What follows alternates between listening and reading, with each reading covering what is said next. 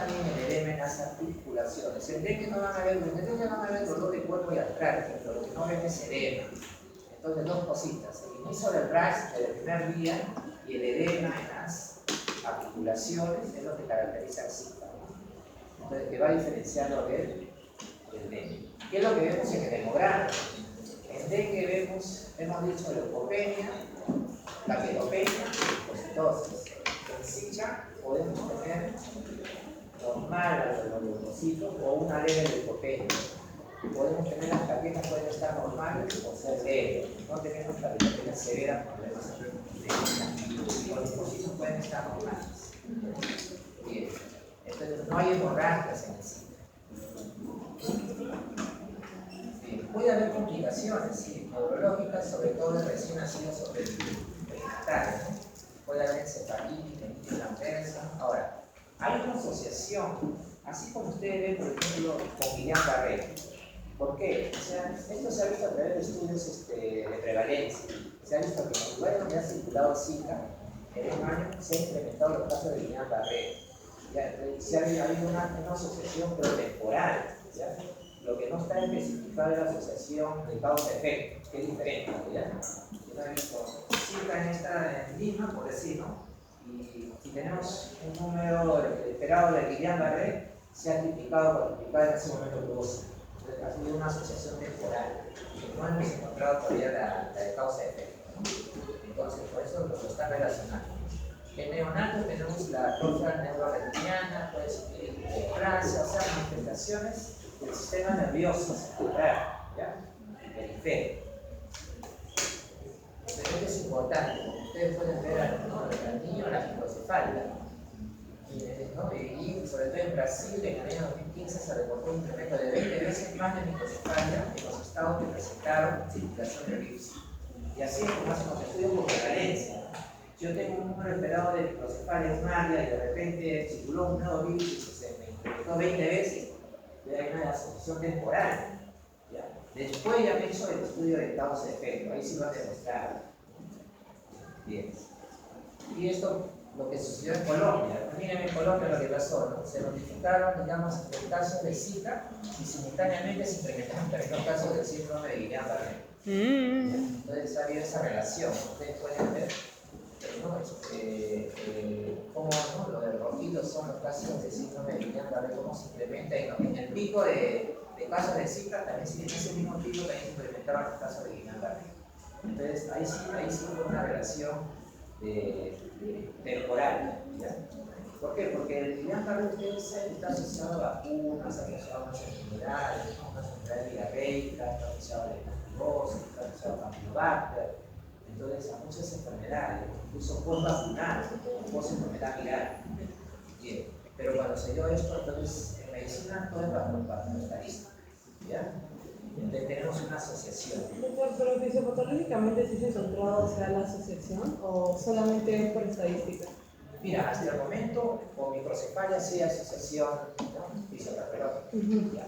Con Guillain-Barré, como esto se ha presentado en diferentes edades, no hay transmisión, ¿no? Directa de, digamos, no es vertical, sino es asociación temporal, no es una asociación, digamos, causal hasta el momento. Pero sí, pero los expertos se asumen, ¿no? por digamos, evidencia de expertos.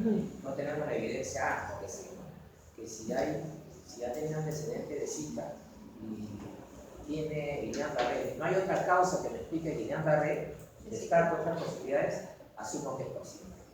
Eso es lo que esperamos. Bien. Método diagnóstico, igual. Aquí no usamos el IgM para Zika. ¿Por qué no usamos? Porque es un flavivirus. Si estoy en una zona donde está circulando también dengue, entonces me puede dar una reacción cruzada, ¿no? Recuerden que el IgM, el virus del dengue, se puede permanecer hasta 3 meses. Entonces el diagnóstico debe ser para Zika, debe ser con PCR. Entonces la prueba más importante es PCR en sangre. Y si estamos después de la primera semana que usamos, PCR en orina. Acá también se puede utilizar los exámenes en orina. También se puede. ¿A partir del quinto? Sí, después del séptimo día. Chicas, todavía pues, están unos días más que el dengue, ¿no? El dengue sí es el quinto día. Bien, después de ese quinto día, entonces. Una pregunta, profesor. ¿Y de verdad hubo un rebrote de dengue durante los huaicos o todavía están En especulando? realidad, ahorita tenemos casos de dengue en Piura, Tumbes, Ica, Ah. Ica, en Ica hemos tenido incluso fallecidos, ¿no? Ouch. Entonces, estamos viendo de que en zonas donde hay médicos hay casos de dengue, incluso antes de los fenómenos que están pasando, del diablo. Y empeoró, ¿verdad? Pero, y empeoró porque sigue en ascenso. Entonces, estamos esperando casos. Bien. Aparte que de ELISA puede dar, ojo, no se hace ELISA porque puede darnos falsos positivos. Un clásico de la TAM. Tratamiento sintomático. No usamos aires, líquidos, paracetamol y eso básicamente, no usar aires. ¿Para qué serían los antihistamínicos, doctor? ¿Para qué serían los antihistamínicos? ¿Verdad? Les mencioné que hay prurito, Sí. prurito intenso. Entonces el antihistamínico se puede usar en algunos casos. El prurito es muy intenso, pero se usa temporalmente, por 1 o 2 días nada más. Una cetirizina, 1 o 2 días, casi. Si no, solamente es vía oral, también podría ser tópico. Normalmente le damos vía oral. Entonces básicamente es sintomático. Doctor, ¿y por qué no se da AINES? Porque generalmente el AINES te altera siempre la viremia, puedes mantener la viremia. O sea, ¿qué hace el AINES? El AINES generalmente retarda la generación de los macrófagos, entonces produce un efecto sobre la inmunidad. Entonces no usamos, ¿no? En general no se usa en procesos virales AINES. Ok. El tratamiento hay que vigilar, si estamos hay que vigilar, ¿qué es lo que vigilamos en población general? Guillain Barré. ¿Qué es lo que vigilamos en gestantes? Manifestaciones neurológicas. Uno, en la misma gestante, que no es el que tenga aborto, que tenga una vacunación congénita. Y dos, si al nacer pueden tener, si no tienen microcefalia, pueden tener problemas en la retina, problemas de oído y problemas durante, ¿no? Digamos, cognitivos. ¿Ya? Bien, entonces a los niños se les evalúa, ¿no? Se les hace un seguimiento. Bien. Vamos ahora a malaria.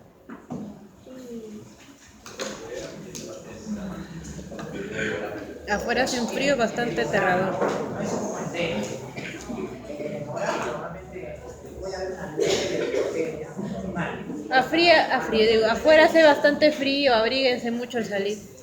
Las plaquetas pueden Sí, el estar clima está normales, loco acá. pero si están disminuidas, están en forma leve de plaquetopenia. Bien. Ahora sigue malaria.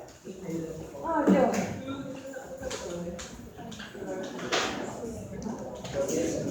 En Google.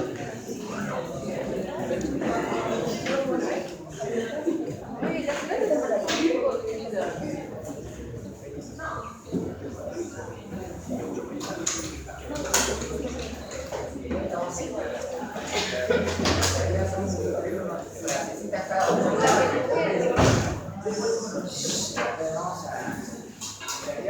Voy a congelarse. Pero un tema nada más. Entonces, en realidad es amplio, pero estamos tratando de darle lo principal. Solo continúe, por favor. Si tienen alguna duda, por favor, me preguntan. Bien. Entonces, en realidad, miren, en el 2018 se estimó 228 millones de casos de malaria que recibieron en todo el mundo, ¿no? Y cerca de 405.000 personas murieron. La mayoría en África, niños, más del 90%.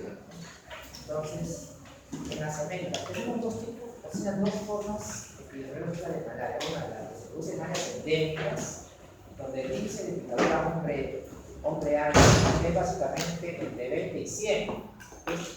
Y en las zonas no endémicas o hipoendémicas. En las zonas hipoendémicas, la malaria es inestable. Nosotros estamos en este segundo grupo. Zona hipoendémica, malaria inestable.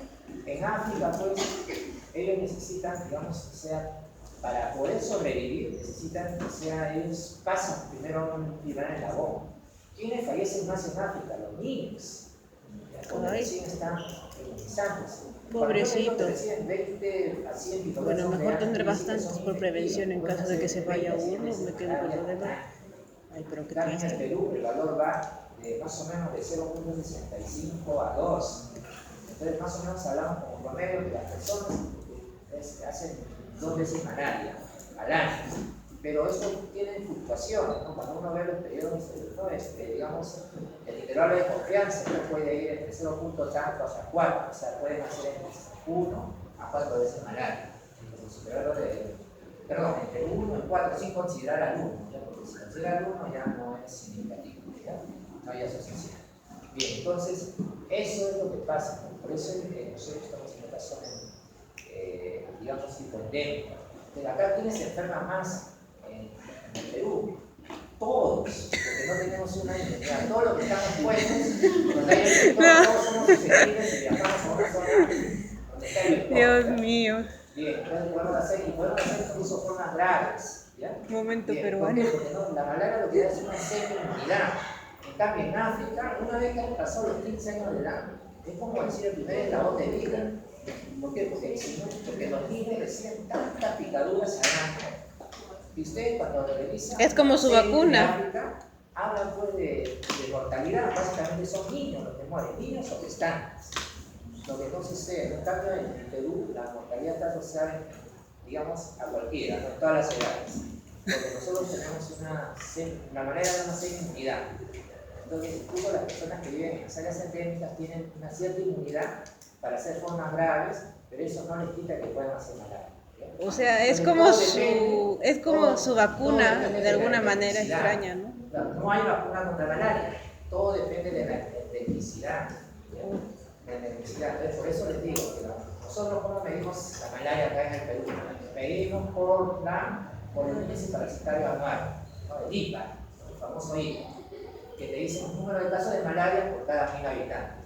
Pero en realidad la efectividad se mide por esto, ¿no? Por el índice de inoculación entomológica, que es el verdadero valor que se usa, ¿no? Para ver la endemicidad. Antes se usaba el escáner clínico para ver si era una zona endémica, hiperendémica, mesoendémica o hipoendémica. Eso de ahí ya quedó en el pasado, ya no usamos. Bien. Entonces, somos una zona hipoendémica o una zona de malaria inestable. Bien. La etiología. ¿Quién produce la malaria? Tenemos generalmente un protozoario del género Plasmodium, que puede ser Plasmodium falciparum, Plasmodium vivax, malariae, igual. ¿Qué hay en el Perú? Tenemos 3 de ellos: falciparum, tenemos vivax y tenemos malariae. El 80% es vivax, 20% es falciparum, ¿no? Casi el 19 podemos decir 98, 0.2 es malariae, que solamente está en algunas zonas específicas de Bolivia. Bien, entonces afecta exclusivamente a humanos. ¿Y quién transmite? El vector Anopheles, ¿no? El género Anopheles, el mosquito, pero el hembra, ¿no? Bien, además quiero mencionar que no solamente tenemos estos 4 formas, ¿no? de Plasmodium, tenemos uno más que es el Plasmodium, que está acá, ¿cómo se llama? Es Knowlesi. ¿Dónde está el Knowlesi? El Knowlesi está en la zona estamos hablando de una zona del sudeste asiático, ¿ya? Bien, entonces en Indonesia, Malasia, ahí tenemos el Knowlesi. Y es la otra forma. O sea, tenemos entonces falciparum, vivax, malariae, ovario y Knowlesi. Tenemos 5 formas de Plasmodium. ¿Se escribe Molesi? Knowlesi, como está ahí, con K. Ahí, ¿no lo vemos o no lo vemos? No se ve mucho, la verdad. Ay, doctora, Agrandando la imagen, por favor. Abajo está el frase. K. Nunca ha usado un pay en su vida. Acá, Ese. no. Ah, está. Ahí está el Knowlesi, ¿ya? Bien. ¿Eso también es en Perú? Eso no hay en el Perú, hemos dicho que hay en el sudeste asiático, Malasia, o la zona de Malasia, ¿ya? Ahí. Bien, entonces es la otra forma de mover. Por eso le decía que en el PP anterior hay algunas cosas que tenemos que actualizar, ¿ya? Esto es dinámico, igual que el dengue, ¿ya? Bien. El PPT de la clase anterior ¿el PPT del segmento anterior o el PPT del año pasado? Del año pasado. Hay otras láminas que están actualizadas, no todas, algunas. Estoy agregando una que otra. Bien. Entonces hay que recordar. Miren, acá quiero que vean que hay formas de anillos en general, de anillos, hay formas de trofozoitos, de pezones y gametocitos. Son las 4 formas. ¿Ya? De ellos, la forma de anillos, trofozoitos, de bisontes son formas asexuales y los gametocitos son las formas sexuales. ¿Ya? Esto hay en los 4, ¿no?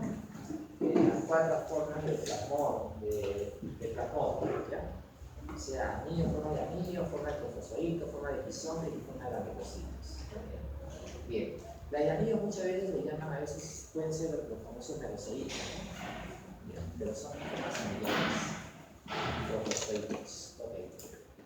Bien, este es uno de los últimos artículos que me pareció muy interesante, no yo lo conozco de los autores, ¿no? Sobre el estándar de tratamiento, pero acá quiero destacar de esta publicación del 2020 dos conceptos que me parecen importantes, ¿no? Las peculiaridades.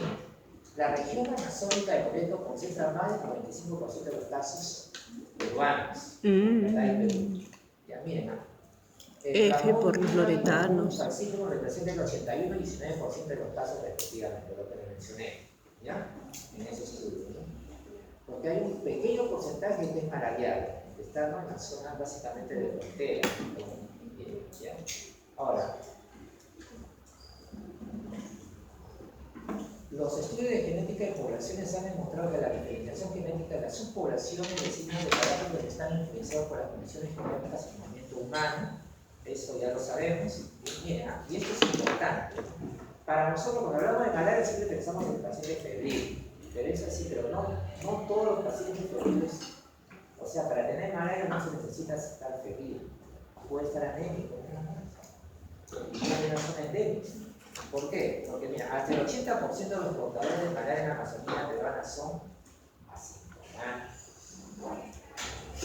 O sea, uno de entonces hay que tener. Por eso que no se puede eliminar la malaria. ¿Ustedes no han escuchado de malaria cero? Malaria cero, que quiere decir en el MINSA, la eliminación de la malaria. ¿O han escuchado cura radical de malaria? Bien, hay un programa nacional de malaria cero que ya está actuando en diferentes países para la eliminación de la malaria. Entonces ellos quieren emplear a través de la cura radical, pero no pueden eliminar la malaria. ¿Por qué? Porque hay personas asintomáticas, pero es difícil.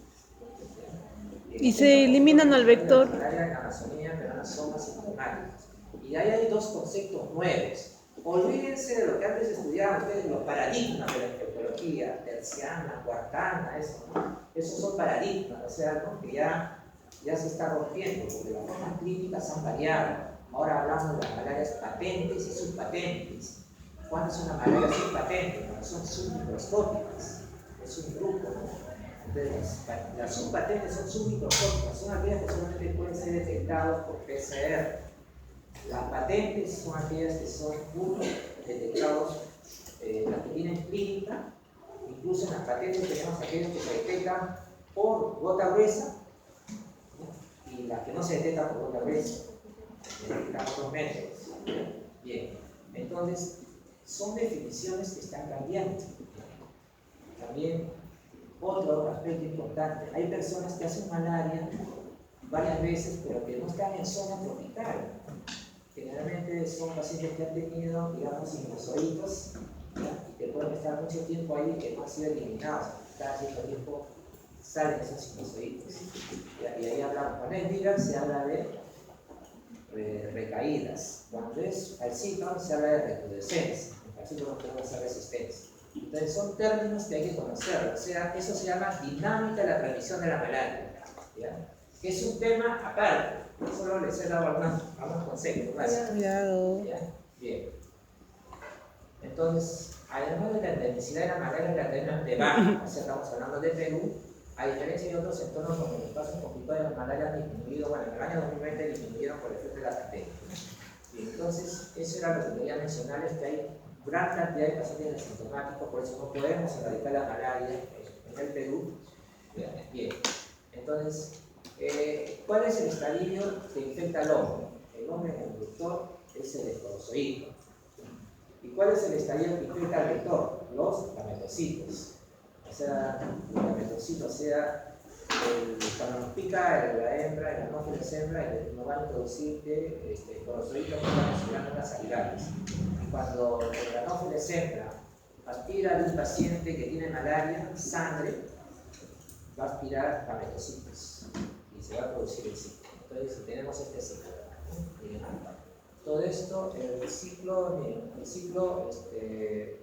sexual se va a dar en el vector. En la persona tenemos el ciclo asexual. ¿Qué sucede? Un vector infectado pica, no va a dejar esporozoitos. El anófeles no deja esporozoitos. Estos esporozoitos van a ingresar, o sea, ¿no? El mosquito se alimenta e inyecta esporozoitos. Aquí picó, no dejó estos esporozoitos, van a llegar al hígado. Ahora, si es viva, recuerden, si es viva, solo viva hace esta forma dehiscente. Tiene forma de esporozoitos. Si es viva, lo que va a producir, la mayoría de estos esporozoitos se van a convertir en merozoitos en el hígado.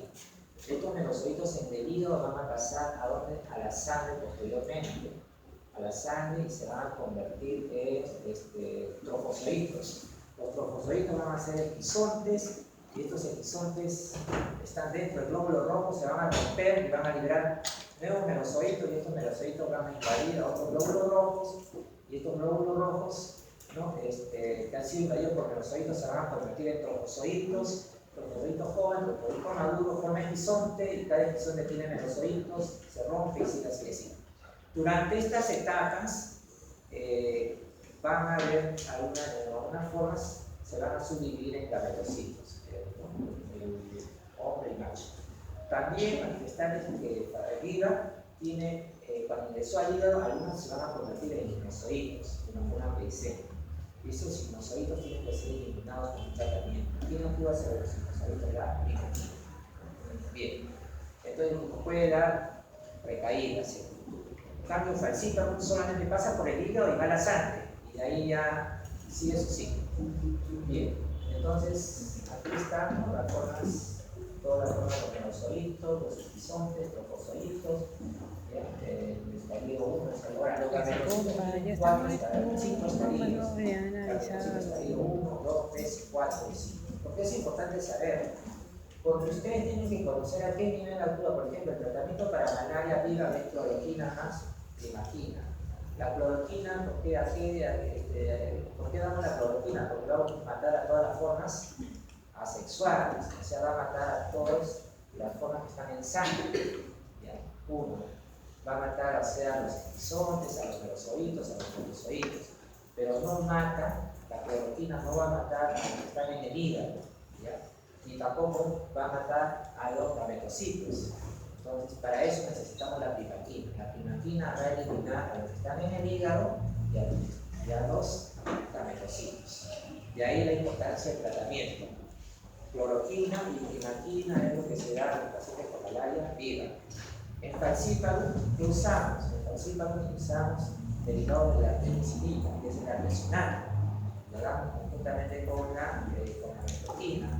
Y a su vez le agregamos primaquina. ¿Por qué? Porque en falciparum no tenemos formas hepáticas, pero sí tenemos formas que hacen gametocitos. O sea, ¿no? Entonces tenemos que eliminar a los gametocitos de falciparum. ¿Y cómo lo eliminamos? También con la primaquina. Entonces, en falciparum usamos artesunal, metroquina, más primaquina, pero la dosis como se da en falciparum es una dosis simple, que ya lo vamos a ver. Pero es importante conocer el ciclo para saber dónde actúa cada medicamento. ¿Ya? Bien. Curva febril era paroxístico, esto ya no lo menciono. Sabemos por ahí. ¿Qué es lo que da? Generalmente fiebres. Ahora, las fiebres en falciparum son accesos febriles. Malaria generalmente, o sea, uno tiene fiebre con escalofríos que puede hacer temblar la cama. ¿ya? Pero esto te puede dar, digamos, antes decía que te hablaban de tal 72 horas, cada 48 horas, entonces eso no es así. ¿Por qué? Porque cuando uno recibe una picadura, recibe diferentes clones de malandro, de plasmodium, en diferentes estadios. Entonces la fiebre lo puede hacer todos los días, y a veces lo en un determinado momento del día hace un suceso terrible.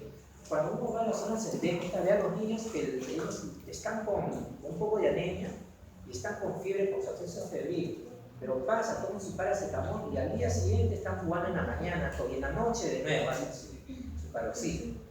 Y entonces se han adaptado a una forma. Entonces, cuando la mamá ya lo ve con anemia, recién no lleva el establecimiento, le hacen la gota gruesa y sale ya. Bien. Entonces, se ha roto ese paradigma de la terciana frontal, que malaria todos los días puede ser fiebre. ¿Por qué? Porque el vector, cuando pica, tiene, como ha picado en zonas endémicas, ha picado a varias personas, se ha alimentado, tiene diferentes clones. Si ustedes quieren saber terciana o paterna, lo van a hacer en el laboratorio. Meten un clon al vector y entonces ahí van a ver terciana o paterna. Entonces hay diferentes. Perú es todo un caso. Pero en la realidad no sucede eso. En la realidad es que un vector tiene diferentes clones de plasmodium, en diferentes estadios. Entonces van a haber diferencias. ¿Ya? Pero es todo un caso en lo económico, en lo político y ahora en lo de salud. Factores determinantes. Muy quiero mencionar esto porque tenemos la malaria, ahora, desde el punto de vista de sintomatología, lo que va a producir es fiebre, escalofríos, dolor de cabeza, vómitos, pero el escalofríos y la fiebre son lo que lo caracterizan, ¿ya? Se parece a otras afecciones febriles agudas, ¿ya? Puede dar complicaciones. ¿Cuáles son esas complicaciones?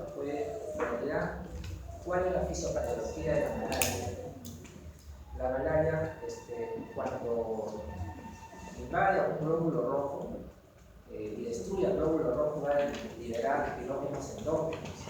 Y esto va a actuar generalmente, digamos, a diferentes niveles. ¿Ya? Bien. Pero hay algo importante. En viva, lo que se van a infectar más son los glóbulos rojos jóvenes, que son los eritrocitos.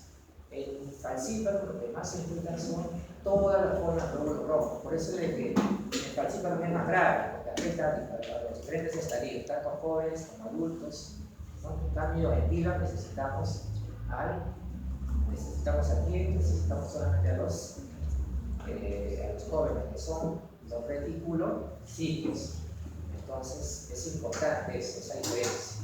Y otra diferencia del factor de unión es el factor Duffy, que se va a unir con el parásito. Bien. ¿Qué es lo que puede producir? En realidad puede dar muchas manifestaciones clínicas, ¿no? Puede dar una situación metabólica severa, puede dar síndrome hemorrágico, puede ser un síndrome histérico, ya no vamos a ver la forma clara de la malaria. ¿Cómo se hace un diagnóstico? A través de la gota gruesa. Ojo, la gota gruesa puede detectarme por encima de 10 parásitos. Menos de 10 parásitos necesito PCR. Y eso, ¿no? Ahora, los test rápidos, puede detectar, generalmente necesitamos, la mayoría de los estudios está por encima de 50 parásitos por microlitro. Bien. La gota gruesa es el método estándar. Los test inmunológicos, ojo, dentro de ellos también tengo que saber cuál voy a usar. Por ejemplo, hay algunos test rápidos que no me sirven, pero que sí. Por ejemplo, los que son de deshidrogenasa láctica tienen mayor sensibilidad. ¿Ya?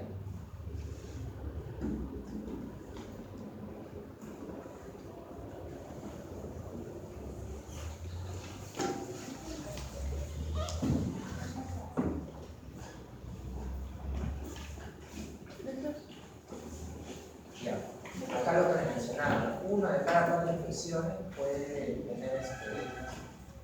ser detectado por la gota gruesa. O sea que tenemos 4 que no puede ser detectado por la gota gruesa. Eso es como un estudio peruano, pero no necesariamente peruano. Sí. El diagnóstico diferencial con las enfermedades vienen. Ojo, la leishmaniasis visceral no hay en el Perú. Sí, puede ser por fiebre tifoidea. En realidad, en la zona tropical, esto está dado para una zona no tropical, pero en la zona tropical, ¿en qué pensamos si tengo acceso febril? Más, su diagnóstico diferencial va a ser más con dengue, con leptospirosis, ¿no? Puede ser con zika, una enfermedad severa, básicamente puede ser con chikungunya, puede ser con salmonelosis, hantavirus, entonces toxoplasmosis, pero estos en general son diagnósticos diferenciales. Si estoy en una zona de Cajamarca, de bartonelosis, tratar de que los síntomas, sobre todo cuando hagan su PPT de síndrome febril anémico, tienen que pensar, ¿no?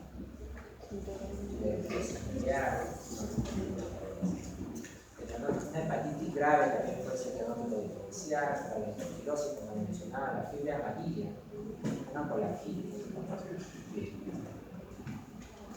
Sí. Y acá quiero ir hasta acá. Miren. Antes de dar el tratamiento, que voy a realizar, ¿cuáles son los criterios de malaria grave en general? Malaria grave nos puede dar vida como calcífero. Esto de acá. Miren, ¿cuáles son los criterios? Los criterios son básicamente, uno, postración, que es la debilidad adaptada, o sea, no puede deambular, no puede sentarse. Dos, el compromiso del sensorio. La escala de Glasgow, un score de menor de 14. Las conclusiones generalizadas. Esto está en la norma técnica también, ¿ya? Si no lo tendrán de copiar en la norma técnica. Las conclusiones generalizadas, mayor o igual a una conclusión de 24 horas, la dificultad respiratoria, ¿no? La insuficiencia renal aguda, ojo, tener una creatinina mayor de 3, la hipoglicemia, miren, la hipoglicemia, una glicemia menor de 60. Ojo, esto está diferente a lo que dice la OMS. ¿Ya? ¿Por qué? Porque los estudios de la OMS han sido hechos en África. Ahí hablan de hipoglicemia, porque en la OMS, cuando ustedes leen la guía de la OMS, va a decir una glicemia menor de 40. Y para nosotros, pues hipoglicemia, de acuerdo al punto de corte de 60 para abajo. Bien. Vive el Perú. La hiperparasitemia, ¿no? O sea, mayor de 5% de glóbulos rojos. Se ha huido la mayoría de la clase. Formas asexuadas. Para la zona de África no es mayor del 5, es mayor del 2%. Por eso tienen que leer la guía de Perú, que es diferente a la guía de la OMS. Si se basan en la guía de la OMS, los datos van a ser diferentes. Interesante, la OMS una vez más demostrando su Para incompetencia. nosotros una anemia severa es menor de 100. Entre comillas. Si ustedes ven la guía de la OMS, ellos dicen menor de 5. ¿Ya? Hay diferencias, ¿ya? Pero una anemia grave por clasificación así hematológica es menos de 100. Entonces, esta es la guía nacional. Ictericia tiene una bilirrubina total mayor de 3 gramos por decilitro. ¿Hasta cuándo dejaremos de depender de la OMS? Atividad histórica menor de 70, hiperpiresia cuando la temperatura es mayor de 40 de forma sostenida, y el trastorno de ovulación con amigdalacidosis. Bien, vamos a ver cómo tratamos a los pacientes. Me interesan los pacientes de malaria grave. Okay. Básicamente, en el caso de malaria grave, ¿qué usamos? Usamos derivados de la artemisinin como primera opción. Y esto se debe dar por vía endovenosa. Como segunda opción usamos la artemisinin, ¿por qué usamos la artemisinin? La artemisinin se usa conjuntamente con la clindamicina. La segunda opción es quinina y clindamicina. Entonces, ustedes pueden ver la primera opción para manejo de malaria grave por el anterior, la artemisinin más clindamicina. Malaria grave por Ramón Viva, igual, artemisinin más clindamicina más climatina. Este es en niños. En niños usamos, si son menores de 25 kilos o menores de 6 meses, usamos quinina con clindamicina.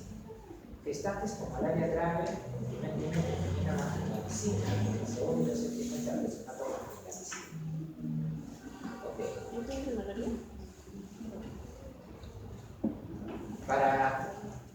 Entonces acá está resumido cómo se da los casos de cómo se da el artesunato con la primera dosis, cómo se da la segunda y la tercera dosis. Luego se pasa a qué hora. Puede ser 2.4 minutos de peso. Un paciente luego a las 12 horas y luego a las 24 horas. Bien. Se puede dar intramuscularmente también. La quinina y la clindamicina antes, como no teníamos el artesunato, usamos quinina y clindamicina. Bien, ok.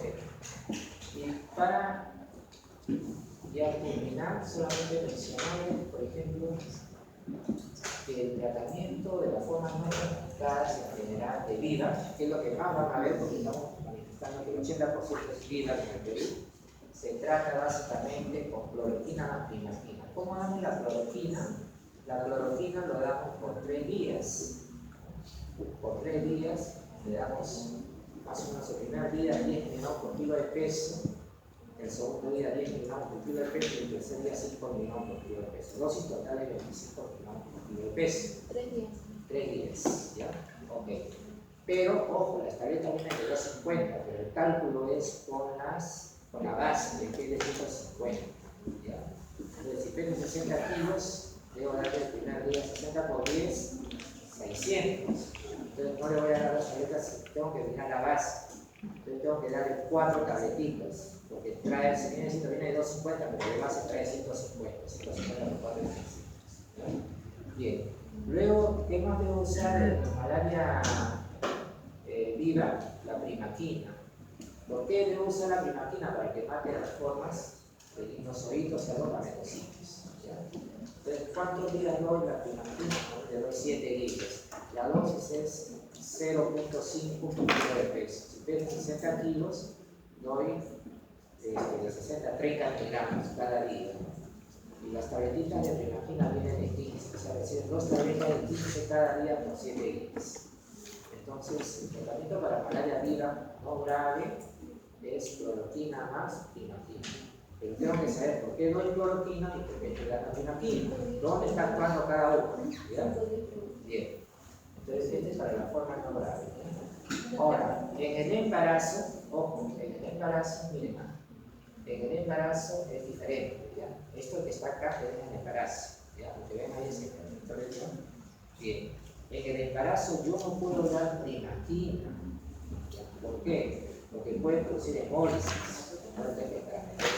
Durante las embarazadas solamente voy a dar cloroquina. ¿Cómo doy? Lo doy igual como doy en los no gestantes. Igual, le doy el primer día, segundo y tercer día, 10 miligramos, 10 y 5. Le doy los 3 primeros días. Y luego, de los 3 días, voy a darle semanalmente. Supongamos que empezó el día lunes, martes y miércoles. Luego, el siguiente miércoles ya le vuelvo a dar cloroquina, 2 tabletas. 2 tabletitas de cloroquina. Estoy asumiendo que pesa 60 kilos. 2 tabletitas son 500, pero me va a traer de base 300. 350 trae cada tableta. 2 tabletas cada miércoles. Todos los miércoles hasta final del embarazo. Cuando ya da luz, golpeo, ahí recién le doy la primaquina. Posiblemente no tenga ningún síntoma, pero ¿por qué me estoy dando la primaquina? ¿A quién quiero matar? A las formas hepáticas, ¿ya? O sea, la paciente ya no va a tener fiebre, no va a tener nada, porque hemos matado a todos los que producen la sintomatología. Pero después del embarazo, tenemos que darle la primaquina. ¿Por qué? Porque el embarazo es un estado de inmunosupresión y va a bajar. Entonces, si ustedes no le dan, va a pasar unos 4, unos 5, una semana, 10 días y de nuevo va a empezar la fiebre. O sea, esos sinusoides van a salir. Entonces, de ahí que se le da 7 días, después de culminar el embarazo, se le da la primaquina. Entonces, estoy matando a todas las formas de amor. Eso es lo que entiendes en las gestantes. Ahora, niña, ¿no? Porque a veces uno lo detecta en el primer trimestre. Entonces, tengo que darle hasta que veamos por los 3 trimestres, los destinos semanalmente. Eso es el tratamiento de malaria viva no complicada. Ustedes van a ver aquí. Eso tienen que saberlo porque es el 80%.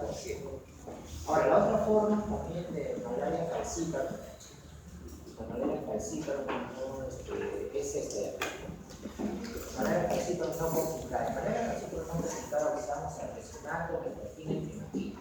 ¿Ya? Miren, el artesunato y la metrofina son 2 drogas que el artesunato y la metrofina matan todas las formas asexuadas.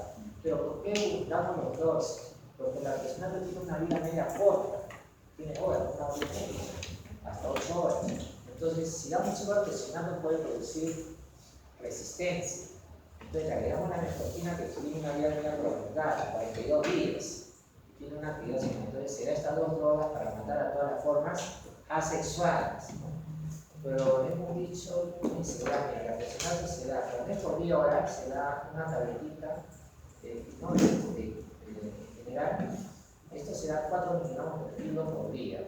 Supongamos que pese 60 kilos, 6 por 4, 24, necesitaría 240 miligramos, pero la tableta viene de 250, entonces le doy una tabletita, una tableta de 250, ¿ya? Acá de 250. Le doy por 3 días. Y la metformina le doy 12.5 cada día, dosis totales de 25 miligramos. Le doy igual, son tabletas de 250, de 3 tabletas el primer día y 3 tabletas el segundo día. ¿Y por qué doy la primaquina? Aquí no mata la primaquina en calcita, solamente le dan una dosis única. Ya les dije, aquí mata la primaquina, en malaria calcita, ¿no? ¿A sus clones? Gametocitos. Los gametocitos. Bien, entonces con esto ya estoy actuando sobre. ¿Esto qué se llama? Se llama cura radical. Cura radical de la malaria. Entonces, aquí le digo cura radical de la malaria, porque mato a todas las formas, ¿no? A todas las formas que están en el hombre, a todas las formas parasitarias que se encuentran en el hombre. O sea, tengo que matar a las formas asexuales, a las formas sexuales. ¿Quién introduce síntomas? Las formas sexuales o asexuales. Sexuales. ¿Quién me da los síntomas? La fiebre. Si me da la fiebre, que me da toda la sintomatología, la verdad son las formas asexuales.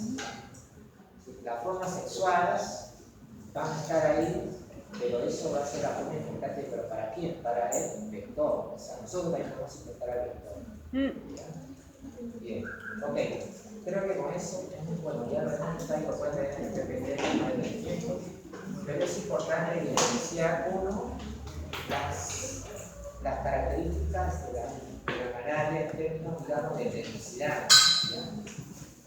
Hay otra cosita más que llama a tiempo. ¿Cómo prevenimos? Están los mosquiteros, es difícil matar a los vectores en la plena selva, ¿no? Entonces, para eso necesitamos hacer, digamos, el drenaje del medio, la limpieza del medio, usar repelentes, usar mosquiteros, y prácticamente solo en situaciones de epidemia se hacen fumigaciones residuales, que queden eliminadas. Pero en realidad, si nosotros eliminamos al reservorio humano, me refiero, controlamos al reservorio humano infectado, ¿ya? Entonces controlamos al reservorio humano infectado, o sea, las personas infectadas, si le damos tratamiento oportunamente y le hacemos que sea negativo, por más que pongamos el vector de pique, le va a picar sangre, pero ya sin gametocitos. Entonces, esa era la política que usaba antes, ¿no? Que fracasó. ¿Por qué fracasó? Porque tenemos muchos asintomáticos. La mayoría no tiene malaria. Entonces es difícil saber, sobre todo en las zonas donde siempre hay malaria. Ok, creo que con eso hemos tratado de abordar cosas importantes de la malaria, que hay muchos aspectos más para hablar, ¿sí? Eso ya podría ser un seminario casi. Hablar sobre resistencia antimalaria, hablar solo de vitamina y infección. ¿Sí? Ok, gracias por... Adiós, profesor.